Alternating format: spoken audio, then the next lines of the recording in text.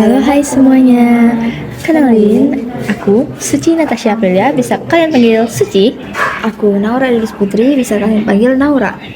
Nah, hari ini kita akan podcast membahas salah satu kasus paling menggemparkan di tahun ini. Kejadiannya baru beberapa hari atau beberapa minggu yang lalu, yaitu aksi pengeboman di SMA Negeri 72 Jakarta. Nah, iya Ci, kasus ini sangat terjadi pada saat jam sekolah, yaitu bertepatan pada sholat Jumat sekitar pukul jam 12.15 WIB. Kejadian ini nggak cuma menghebohkan Jakarta, tapi juga seluruh Indonesia. Nah, kira-kira nih, apa sih yang terjadi untuk kasus pengeboman di SMA Negeri 72 Jakarta ini? Nah, jadi pada tanggal 7 November 2025 terjadi 4 ledakan bom di wilayah SMA 72 Jakarta, Kelapa Gading. Polisi menemukan total 7 bom dan 4 diantaranya meledak nih Ci. Nah, oh iya, ini bom rakitan ya kalau nggak salah, itu aku baca. Nah, ledakan ini juga menyebabkan setidaknya 96 orang luka-luka dan sebagian besar diantaranya itu adalah siswa. Karena memang kejadiannya di sekitar sekolah. Nah, angka ini termasuk pelaku itu sendiri yang seorang remaja berusia 17 tahun yang juga terluka dan bahkan harus menjalani perawatan atau mungkin operasi di rumah sakit.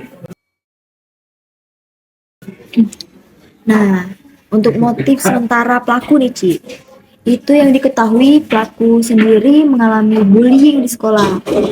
Ia membuat bom secara mandiri yang diakses melalui internet dengan cara-cara merakit bom. Menurut berita yang aku baca nih ya, dari yang ditampilkan di media. Oke, mungkin Detik News kali ya, yang pasti sumber terpercaya ya teman-teman. Nah, itu juga, lokasinya itu yang aku baca tersebar di beberapa titik sekolah. Itu ada area loker, dekat taman, dan jalur siswa. Nah, aksi ini berlangsung sangat cepat di waktu sholat Jumat. Nah, yang pastinya itu pengawasannya yang pasti longgar ya, karena memang waktu sholat Jumat nih teman-teman. Sekarang nih Ci, kita bahas pelanggaran hukumnya. Apa saja aturan yang dilanggar nih Ci kira-kira ya? Nah, yang jelas itu pelaku yang pastinya melanggar pasal 187 KUHP tentang tindakan menimbulkan ledakan yang membahayakan nyawa dan harta orang lain. Nah, selain itu ya Ci ya, tindakan ini juga melanggar UU Darurat Nomor 12 Tahun 1991 terkait kepemilikan dan penggunaan bahan peledak nih Ci. Nah, walaupun pelaku itu bukan bagian dari teroris ya, perbuatannya itu pasti tetap masuk kategori tindakan yang menimbulkan teror terhadap masyarakat, terutama ya lingkungan sekitar sekolah yang pastinya. Nah, juga Ci ya, dari sisi aparat nih, responnya cepat ya. Ya, menurut beritaku yang aku baca itu polisi langsung mengamankan sekolah serta mengevakuasi siswa. Polisi atau tim itu juga memanggil tim gegana yang merupakan bagian dari Polri dan mensterilkan bom yang belum meledak. Nah, pelaku juga berhasil diamankan meskipun kondisinya luka berat akibat bom rakitannya sendiri. Nah, juga Ci, pemeriksaan barang-barang elektronik seperti CCTV hingga pembelian bahan online dilakukan untuk mengetahui motif dan kronologi lengkapnya. Nah, itu kan dari segi peran aparat dan penegak hukum ya. Sekarang mungkin kita bahas keperlindungan korban dan saksi nih. Bagaimana nih perlindungan korban mungkin menurut kamu? Nah, yang pastinya Ci ya, korban langsung dibawa ke beberapa rumah sakit terdekat. Dan juga pemerintah DKI juga menyediakan bantuan medis dan pendampingan bagi siswa dan keluarganya. Nah, pasti itu masalahnya bukan cuma tentang fisik yang kena ya, pasti tentang dampaknya juga kena itu terhadap psikologisnya. Banyak siswa mengalami yang pastinya trauma ya teman-teman, dan dari laporan media, program konseling jangka panjang itu juga masih terbatas nih. Nah, itu artinya perlindungan fisik ya sudah dilakukan, tapi perlindungan mental yang masih harus diperkuat.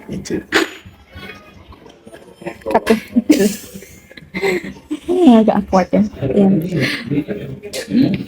Nah, kita mungkin bergeser sedikit ke tantangan penegakan hukum nih. Pasti di Indonesia banyak tantangannya ya. Nah, menurut kamu tantangan terbesar dalam kasus pengeboman SMA Negeri 72 Jakarta ini gimana? Nah, menurut aku nih Ci ya, tantangan terbesarnya itu pelaku adalah anak yang berhadapan dengan hukum atau yang disebut ABH. Proses hukumnya harus mengikuti sistem peradilan anak yang punya batasan tertentu nih Ci. Nah, selain itu juga mungkin dari faktor bully ya.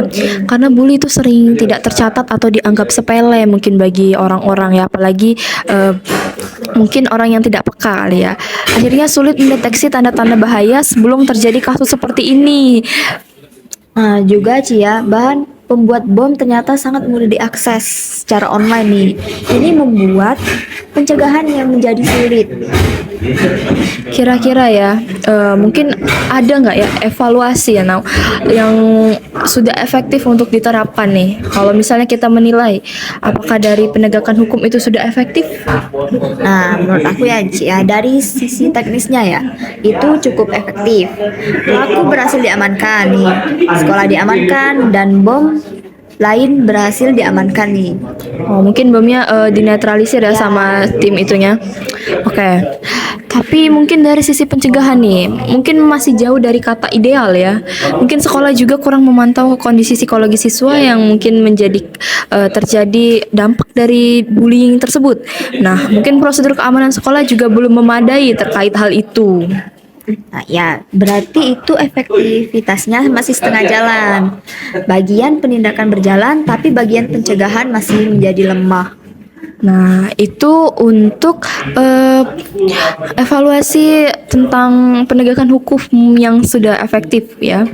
Nah, mungkin kita bergeser ke rekomendasi apa nih kira-kira yang bisa kita kasih untuk kasus ini. Nah, itu menurut aku ya, sekolah itu perlu meningkatkan keamanan seperti contohnya itu CCTV, terus kontrol barang bawaan siswa, terus dan sistem pembantuan siswa yang pastinya. Mungkin juga kembali lagi kita ke topik bullying. Nah, yang harusnya itu ada program anti bullying yang benar-benar berjalan. Adanya peran guru terhadap siswa itu juga berpengaruh, dan mungkin BK ya. Biar tidak ada kasus-kasus seperti ini lagi dampak dari bully, karena bully itu baik secara verbal maupun non verbal itu berdampak pada psikologis siswa, dan pastinya mungkin peran orang tua juga sangat penting untuk mendampingi anaknya agar bisa mengelola emosi, pikiran mereka, stres mereka, dan pastinya menjaga komunikasi antara anak dan orang tua. Nah, yang terakhir juga, pemerintah harus memperketat akses pembelian bahan yang bisa dirakit menjadi bom. Ya, biar kedepannya tidak terjadi hal seperti ini lagi. Nah, teman-teman, itu dia pembahasan tentang kasus ledakan bom di SMA Negeri 72 Jakarta tahun 2025 ini.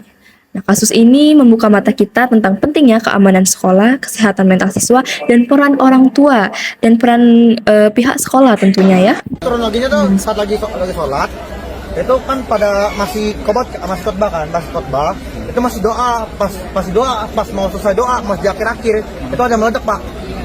Ledaknya posisinya di sebelah mana? Di lantai atas, bawah, di bawah berarti. Iya. Terus kondisi pas habis ledakan gimana? Panik gak? Panik Pak, baunya kayak petasan Pak. Nah, semoga podcast ini bisa menjadi pembelajaran untuk semua pihak agar peristiwa serupa tidak terjadi lagi.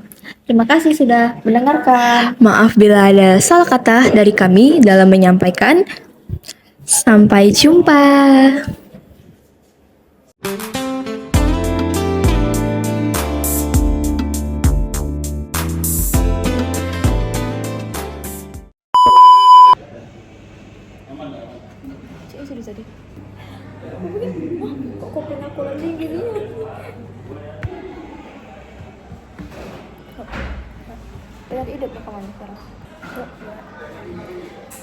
Halo, hai.